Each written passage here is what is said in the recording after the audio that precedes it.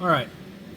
Hey, Saber fans. On deck, we have yet another amazing Ignition Sabers project commissioned by Xing um, for for me to do. I will link a picture of the inspiration pic that he had posted, where he wanted really spaceship that was dirtied and damaged through battle and like scarring, laser scarring, and things like that. But again, I'll send a picture of it. But we have on deck a Ignition Sabers subversion that Shing, when he reaches out to me, typically just like the white whale, he really likes white and gray colors, I really think this knocked it out of the park. So this saber started its life just as a regular saber, where we actually took I took this shroud that used to face downward, turned around and face downward here, and flipped it over and used it as an extension to give it roughly about 14 inches of total length. And that's what Xing was looking for. I also created this custom shroud here that you see with cutouts so that you can see the brass rods. And again, Xing actually asked those to be muted from brass to more like antique brass. And then I mixed in a ton of greeblies that match the ship, including a turret that matches the ship, and then some deep recessed etching here. That's 3D etching that looks like it's the inner workings of a saber. But again, even got these lines to line up on the etch to make it look like it was meant to be this way.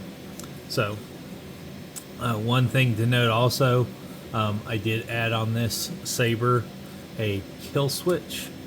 And what I did is I actually just left it so that the speaker can be removed. The wires are actually glued to the back of the speaker using E6000, so they won't move.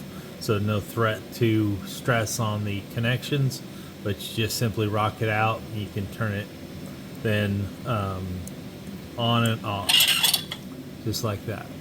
So simply put it back in, slide it back on, twist it on, and we're good to go. Now, still, to get to the battery, you have to do the same thing you normally do. Take this and remove these two screws, take this off and slide this out to get to the battery. It's also how you get to the property board here. But overall, yeah. So what we have is heavily greeblied chassis, or not chassis, but hilt, that's been painted white, a flat white, and then with black paint, just distressed a little bit, and then covered with a 2 layers of matte clear coat, which gives it more of a grayish color as a whole. The aluminum or the brass rods, like I said, I used an aging component. I think I used aluminum black to age them and then wash them clean, and then added greeblies. I originally had this just as bare aluminum with a white etch on it, and Xing came back and said, hey, I'd like to have it a little bit more, something a little bit more white. And so I went back to the drawing board and actually painted everything and went through that process. I even painted the internal portions of the hilt, and made the brass of the chamber muted as well. That being said, go into just in general. As you can see, there's this turret. We've got a Saber Merchant 13 pixel PCB that I embedded with a custom holder that wraps around the hilt to hold this in place, with Mylar to diffuse it.